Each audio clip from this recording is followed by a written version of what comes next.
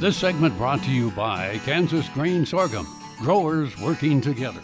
Find out more at kansasgrainsorghum.org. Welcome to Farm Factor. Let's join Kyle and Jennifer Aiman and learn about Payment Assurity Services. Hi, this is Kyle Bauer reporting from Kansas City. I'm visiting with Jennifer Aiman. She's with LMA, Livestock Marketing Association. Tell us about what LMA is.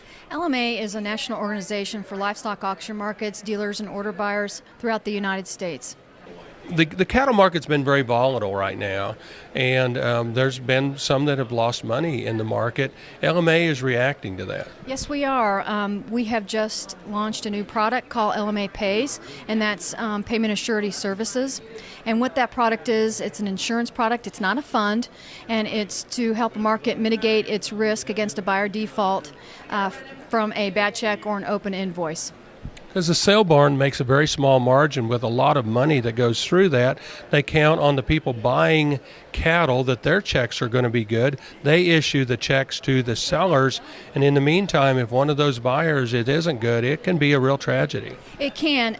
Very good point. Large risk for small reward. This is a $30 billion industry, and our markets recognize that, and they are concerned right now about their buyers' ability to pay.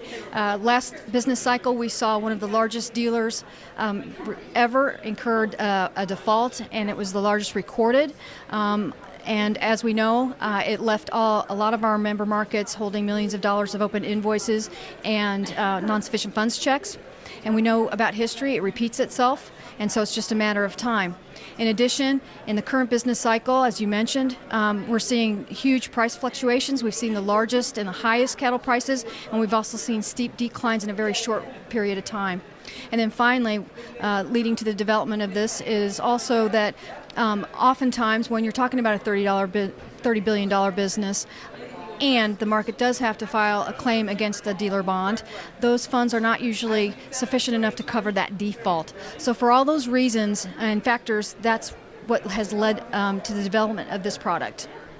And it's truly insurance. So in the case that you talked about earlier, in that case, the insurance would have been called on to make that barn whole.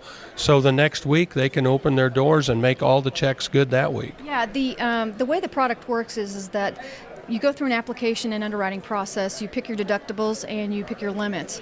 And then we use the buyer registration consent form process as a tool and criteria of the product.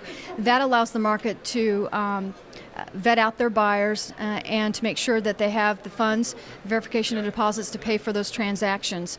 Now, oftentimes we get the question, well, how is this going to benefit the industry?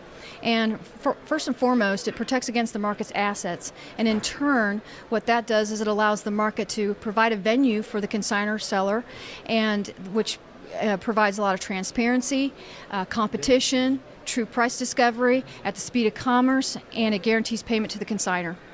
Truly, though, as a buyer at a sale barn, you shouldn't be offended if they're checking your credit prior to your being allowed to purchase. That is correct. If it's in the best interest of everybody, the consignor and the market and the buyer, that allows the buyer to actually come into the market and make those purchases and transactions if the market can vet out their financial condition. We're visiting with Jennifer Aiman. She's with LMA. This is Kyle Bauer reporting from Kansas City. Folks, stay with us after the break. Next up is this week's Kansas Soybean Update.